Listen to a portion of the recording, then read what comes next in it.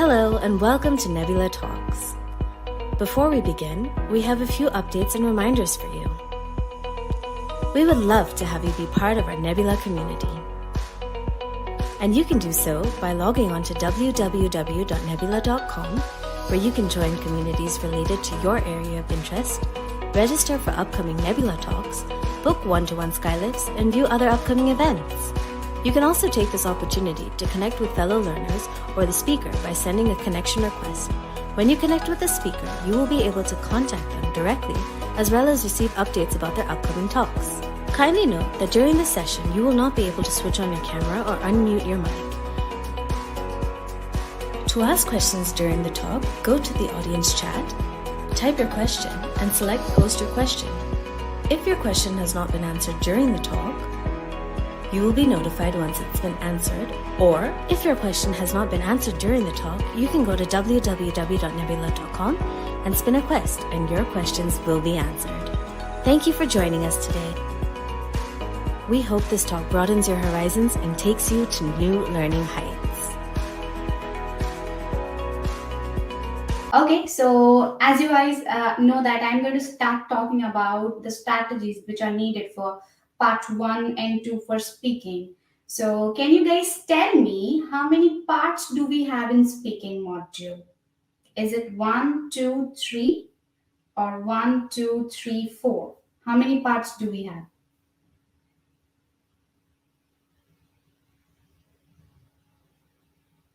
Four. Yogendra says it is 4. Hannah also says it is 4. Okay. Kumar says 4. I think there are 2. All right, 3.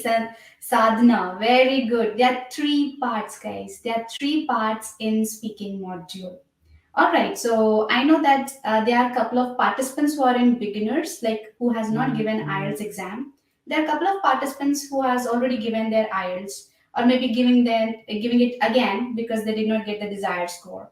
So how many modules do we have in IELTS exam? How many modules do we have in IELTS exam?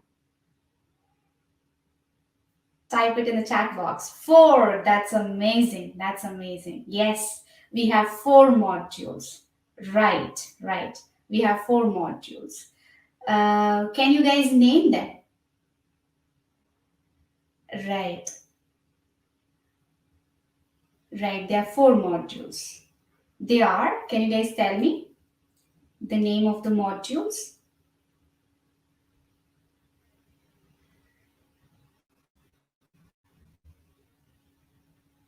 In short, we call it as LSRW. What is it exactly? Right, reading, writing, speaking, and listening. Very good, guys, very good. This means you guys have got a clear idea how many modules we have. Exactly. So in today's talk, I'm going to majorly focus on speaking module. And speaking module has 3 parts. And I'm going to talk about part 1 and part 2. All right, guys? Okay, that's amazing.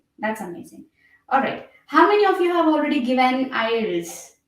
Type yes if you have already given IELTS. Type no if you have not given IELTS.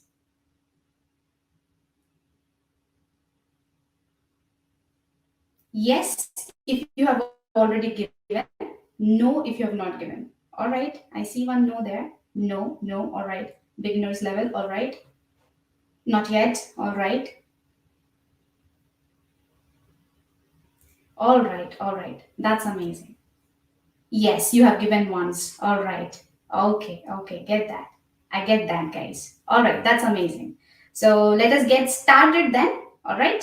Let's get started with the session. All right.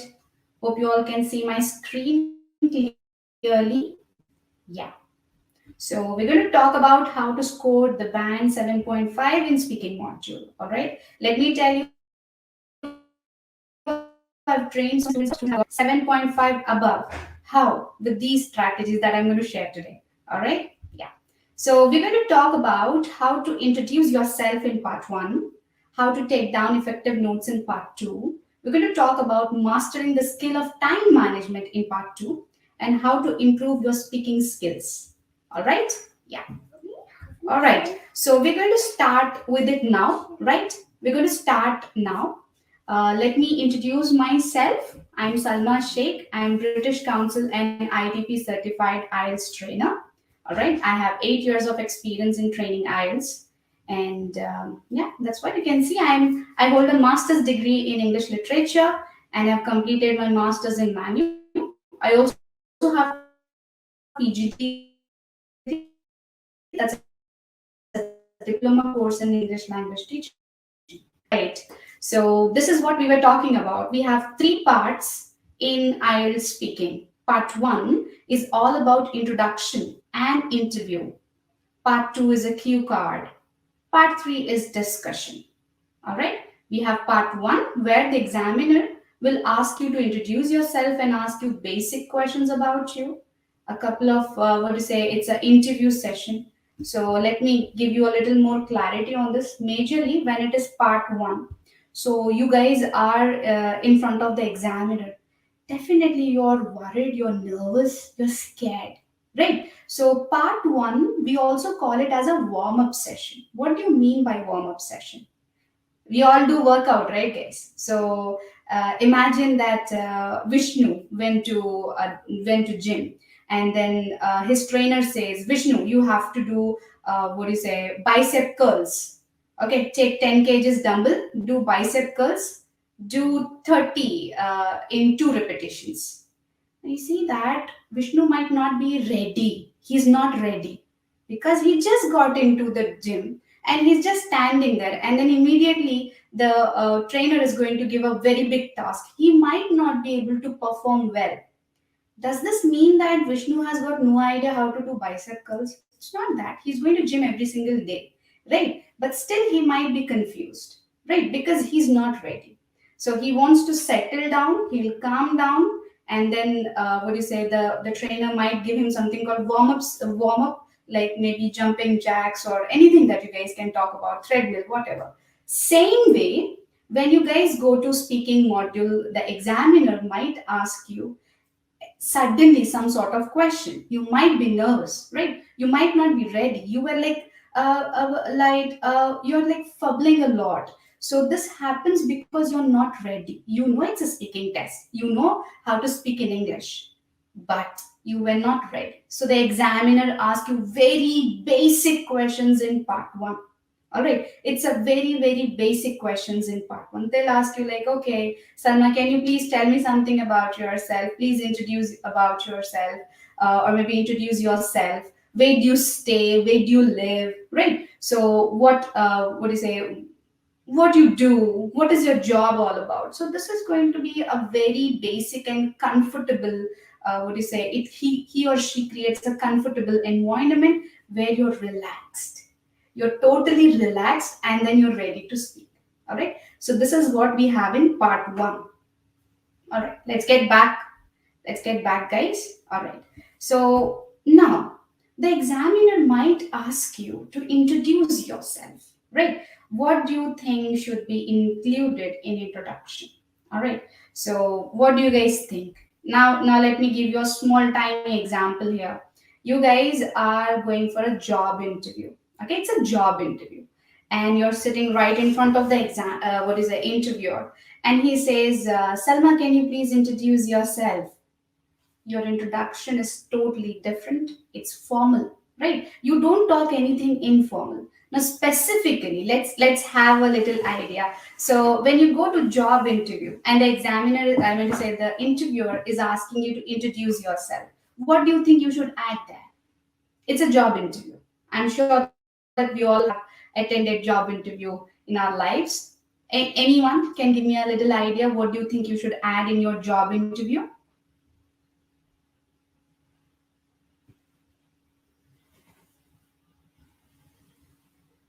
Give it a try. Maybe you're right or wrong. It's all right.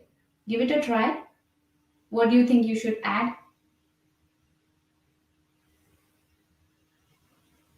Imagine it's a job interview and I start talking about all about my family, what do you say, personal information, education background, work experience, right? That's correct. That's correct. Experience, absolutely. Your work experience. It's a job interview. So you need to tell the interviewer that you are experienced in so and so, role that you have applied for. Right? It's a job interview. You go there and he's asking you, Salma, tell me something about yourself. So definitely giving personal details is definitely suggested, but you're just giving personal details. You're not giving anything related to job, the role that you have opted for. The interviewer might be confused, isn't it? He'll be like, What's wrong?" Right? So, same thing, because we know that it's a job interview, you went there for the job. Same way, let us apply this in IELTS exam. Now it's your IELTS exam. What do you guys think should be included in introduction when the examiner is asking you, Salma, can you please introduce yourself? So, what do you guys think I should add in my introduction? Just a rough thought, if you guys have any idea about it.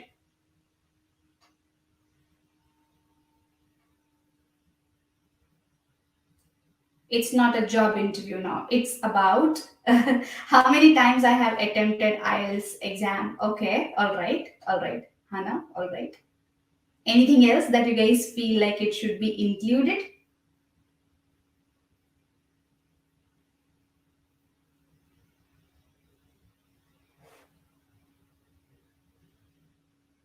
Okay.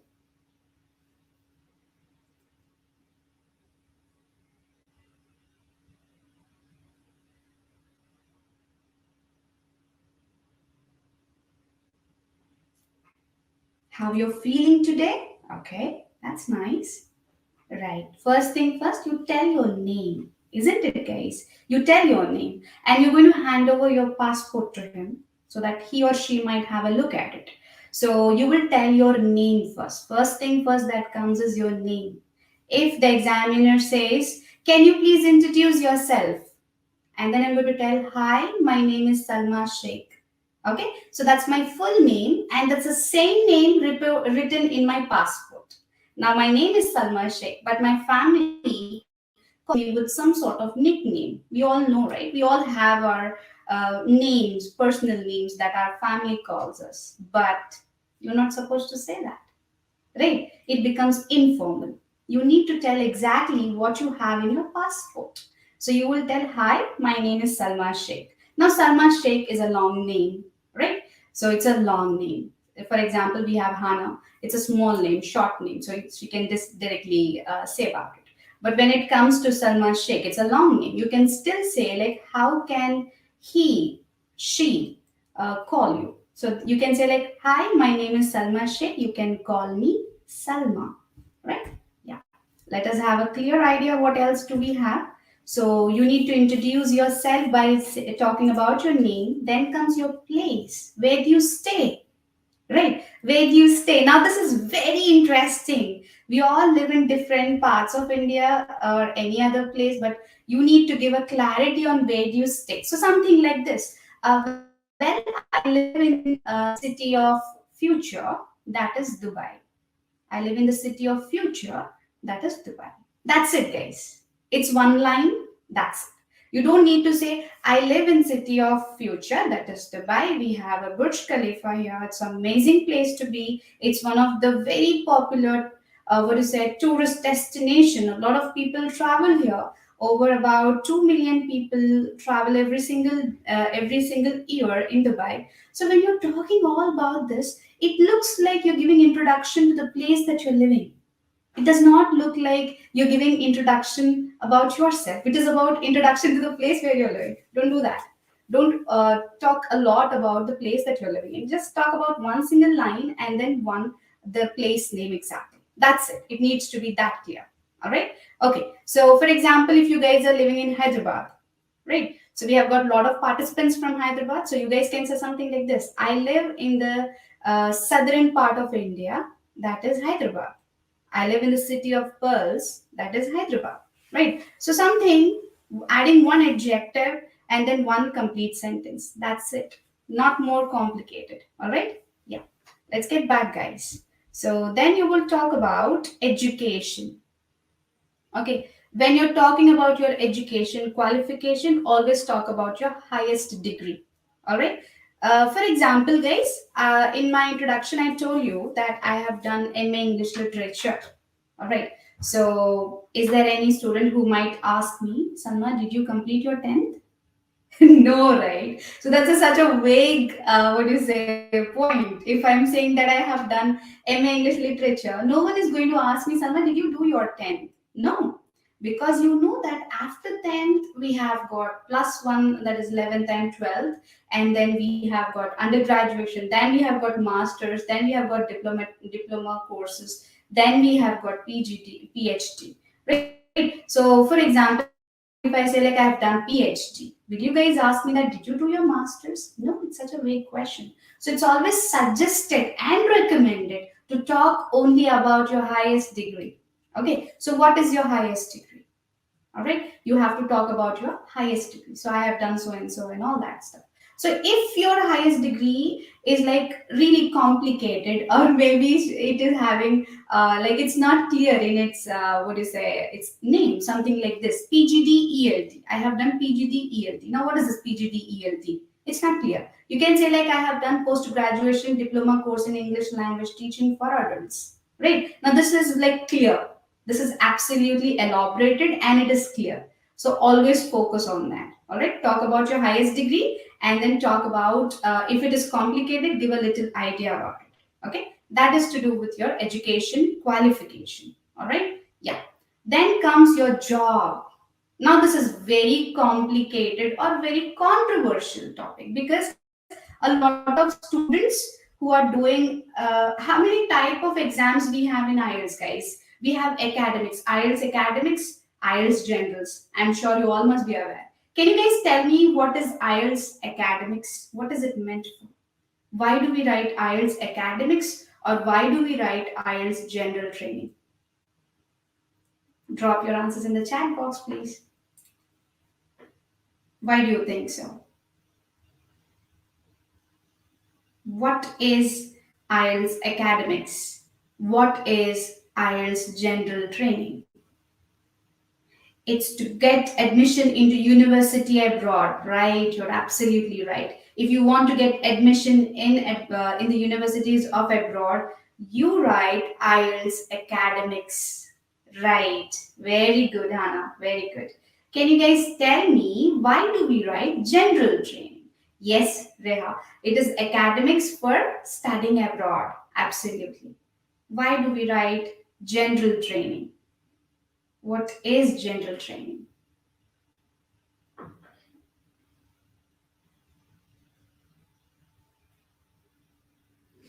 Yes.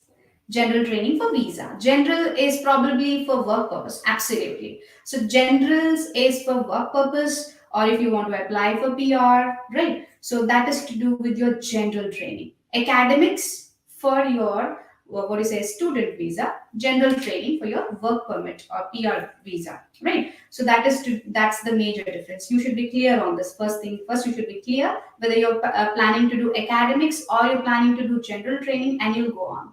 Now I'm getting back to my point. I'm talking about the job, right? Now let me say like Hannah is a student. Okay, so she is planning to do masters. All right, so she's a student. So if I say like what do you work? Now she don't have a job, so she don't need to include about job as she's a student. All right, as she's a student. I also have one participant, Reha. Right, let me say like Reha is having a job already, but she is planning to do her academics. All right, she can talk about it. So basically, about job, a lot the examiner will ask general training students.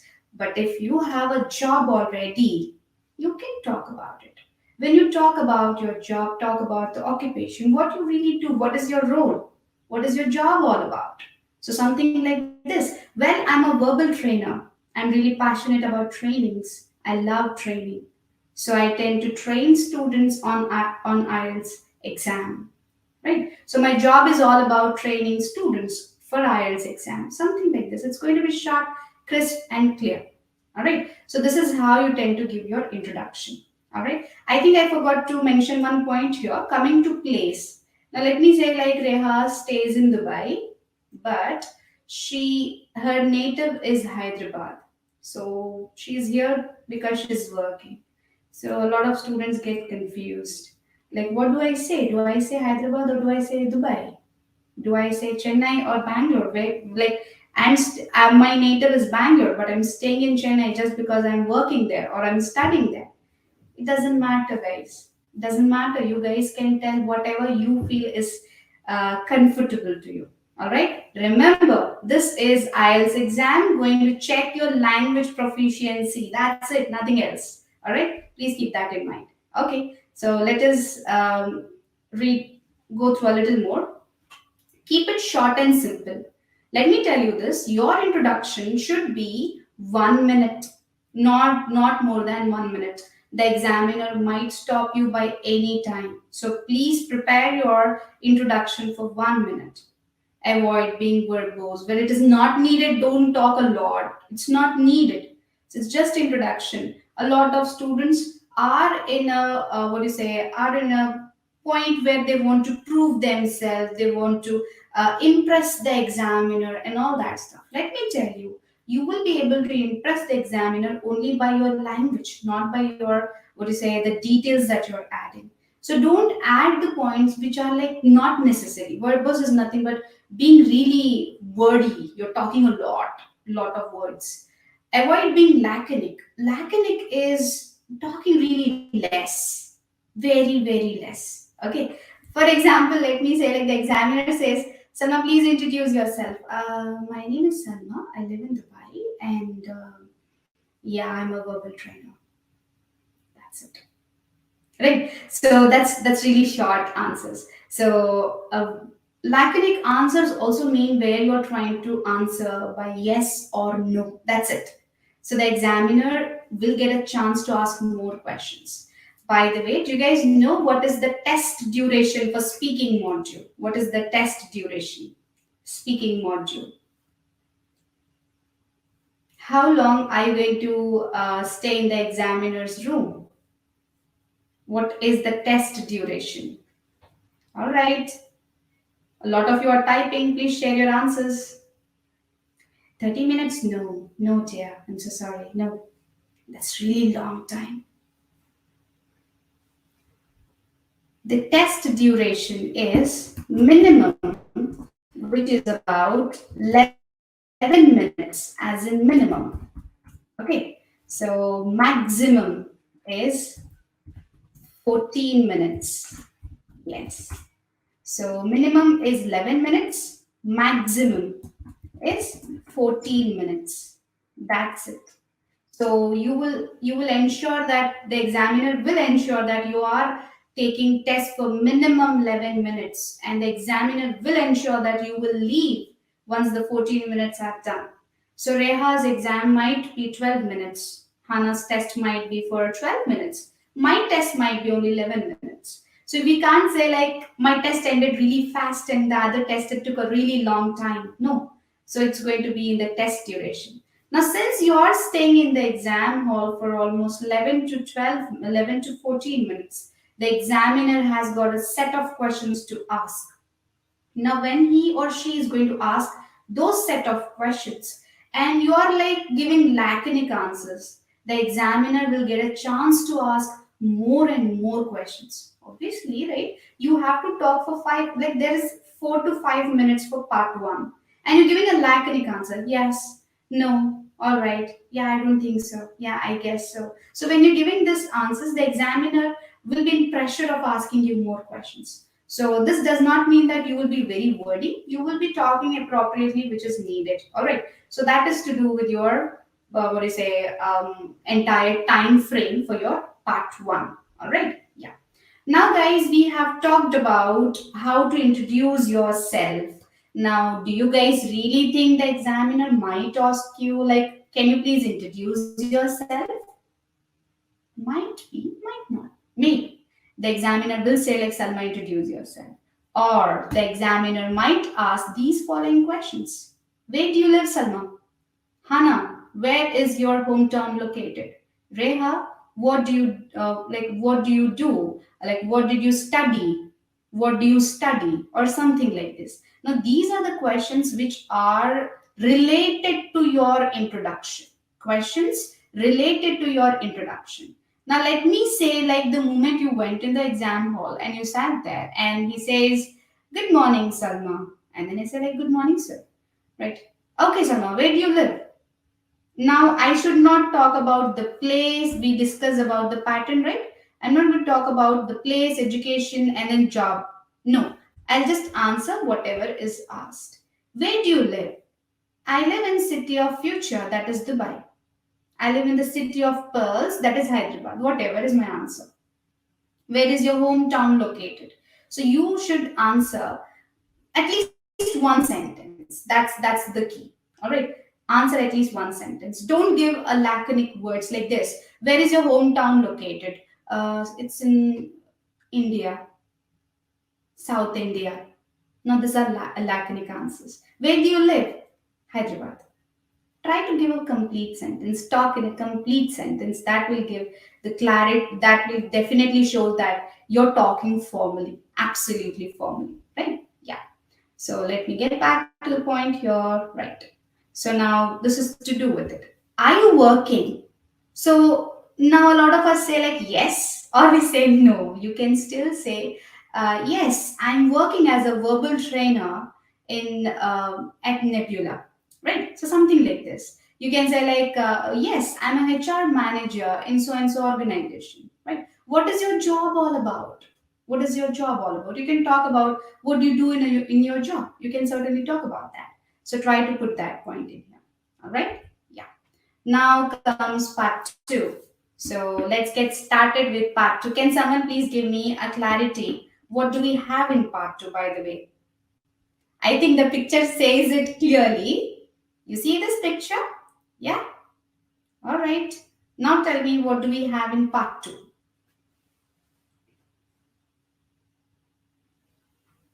All right, a lot of you are typing. What do we have in part two?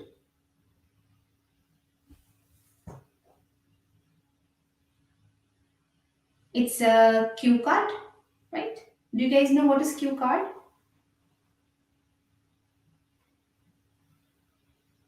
It's a topic. The examiner gives you a small paper, and the paper consists of a topic. So you see that you have to talk about that topic. By the way, do you get any time to prepare for part two? Yes or no?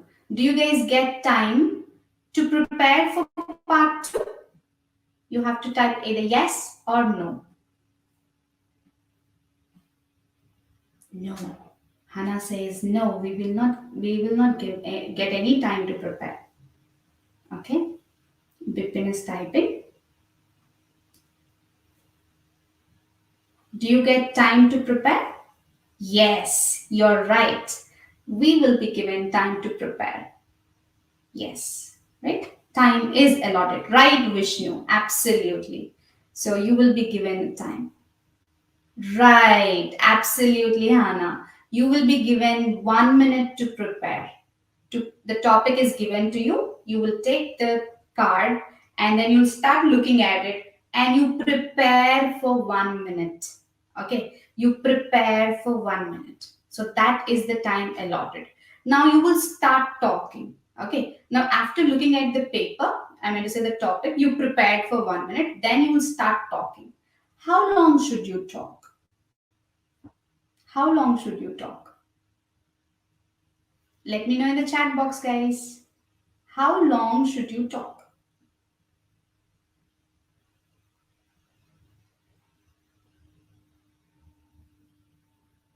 1 minute for preparation and dash minutes to talk. How long should you talk? All right, couple of you are typing. 2 minutes. You're right. Absolutely right. You need to talk for 2 complete minutes. No, Reha. You have to talk for 2 minutes. You have to talk only for 2 minutes. All right? Yeah. Right. So 1 minute for preparation, 2 minutes for talking. So altogether, we say 3 minutes for part two. But 1 minute is preparation, 2 minutes is talking. What if you do not talk for 2 minutes? Definitely your band goes down. A lot of students ask, like, what if I can't talk for 2 minutes? Simple, your band goes down. And a couple of students says, like, okay, I'm talking and I'm not done with my talking. I'm still talking. I still have notes in front of me. I'm supposed to talk. Then what? The time is up. Even then, you are done with your time. So the examiner won't allow you to talk. Your band goes down. You need to be absolutely clear in your time management.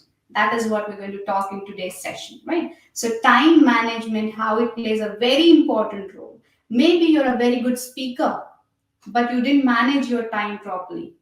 Then you might not get the score.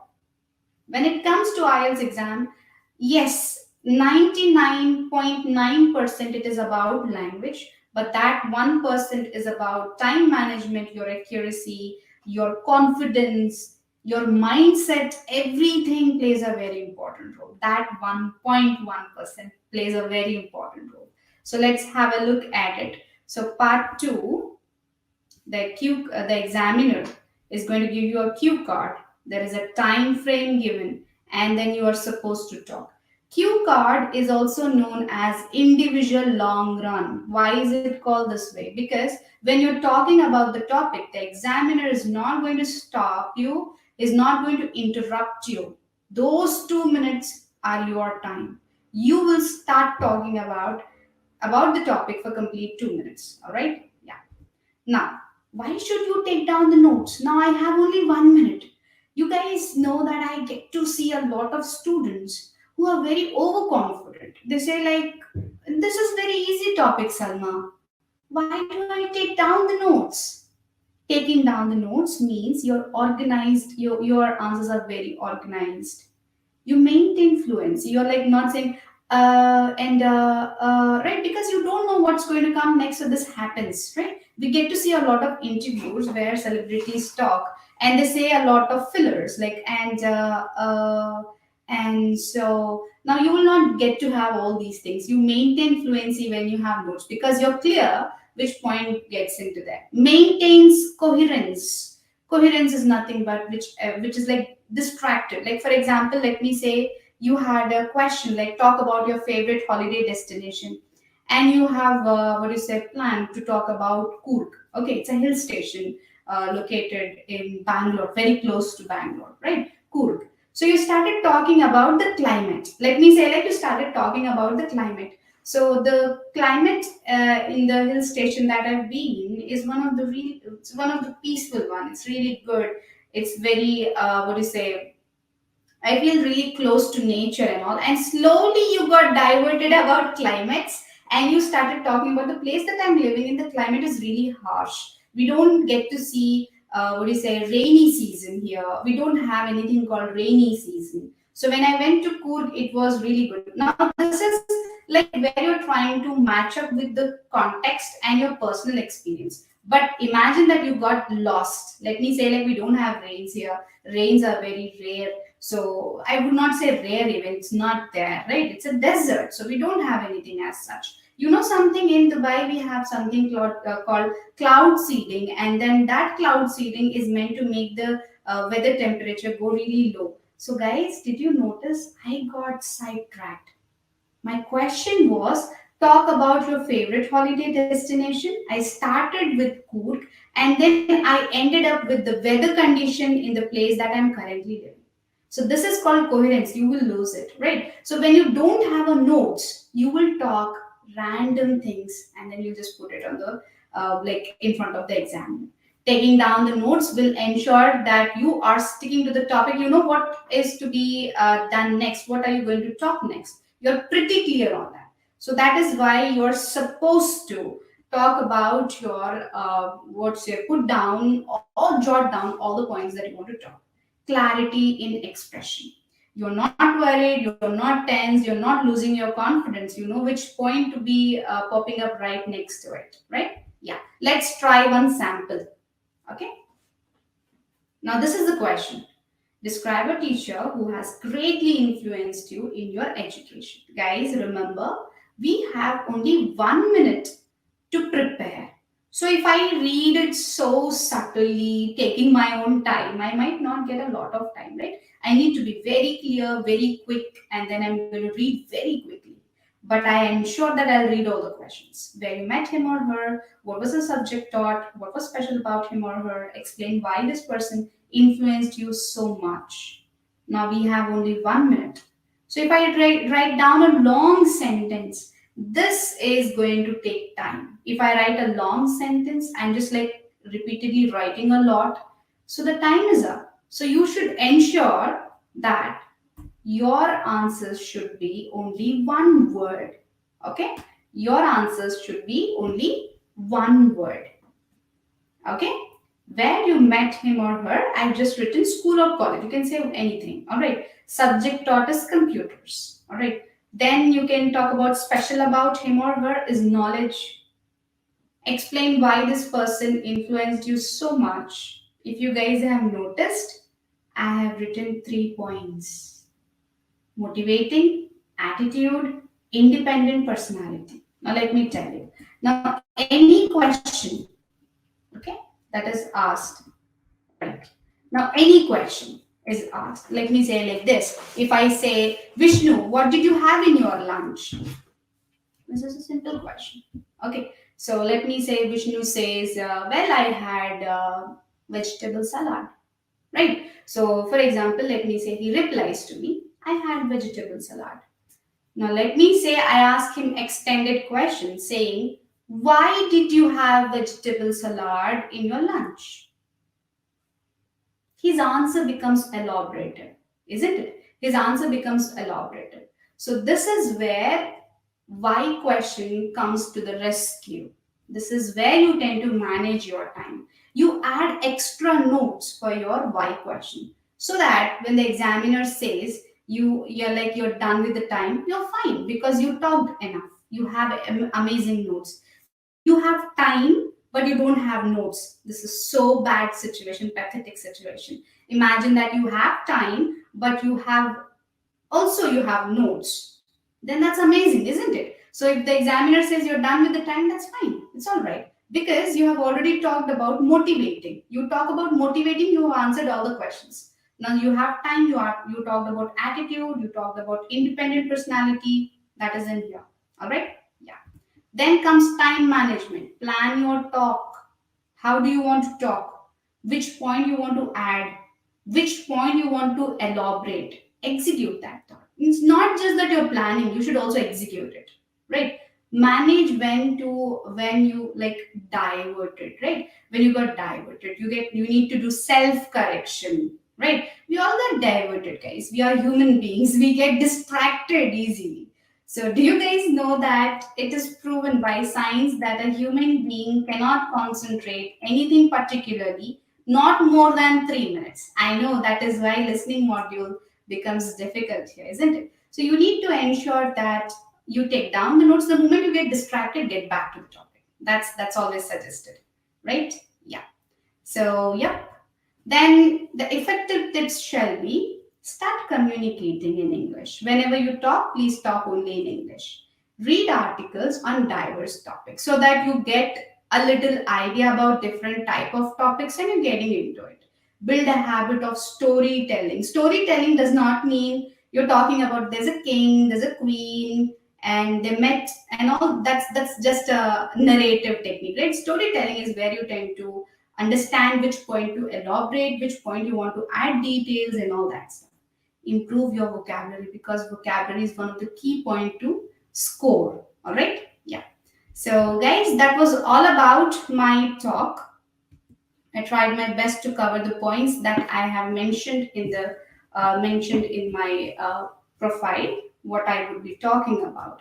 So I'm open for questions. If you have any questions, please drop them in the chat box. If you have got any questions right now, do let me know. It can be about speaking module, anything that we discussed in today's session, or if you're confused about preparation, it can be anything related to IELTS. Please drop down your questions. However, I would like to add one more point here. Just in case, if you don't have any questions right now, but it might pop up in future, My profile is open at Nbyula Talk. You can just go there, log in, and drop a message. I'll reply to you as soon as possible. If you have got any questions right now, you guys can ask me. Right. What do you suggest is a good way to prepare for this session? The best way to prepare for this session is every single day start talking in English. We all are so good at our regional language. We speak really well, but it's always suggested to talk in English. All right, maybe with your friends, maybe with your colleagues, maybe with anyone. Right, start talking in English. Start having a conversation in English. This gives you clarity whether are you able to express your ideas clearly. So I would say that's the first thing first. Second, if you want to go extend, a lot of students say like I don't have any partner to talk in English. I want to talk in English, but I don't have anyone. So your phone is the best way. So record your voice, listen to it multiple times, and you can do something called self-preparation. These are the 2 points, right? What is the best way to avoid verbosity in IELTS speaking tests? That's a very good question, Bipin. A lot of us get slightly distracted and we add a lot more words. First thing first, Bipin, the moment the question is asked to you, try to stick to the question. All right? Try to stick to the question and answer the question first. Always keep one thing in mind. The moment the examiner is asking me a question, I will reply to that question. First, let me reply to that question. All right. So that is how it is. Getting specification. Get specific to the question and then answer the question. This will allow you not talking something which is not necessary. All right. Yeah. All right. Any more questions for me, guys? All right. I highly appreciate the participants who were there in this talk. They were actively answering the questions, which made me full of energy to talk in this particular Nebula talk. Thank you so much for attending this session. So thank you so much for attending. If in case you got up with some question, you guys know that you can log in Nebula website and then drop down a question there. All right. Thank you so much for attending, guys. Have a nice day. Bye bye. See you all. See you. Bye bye.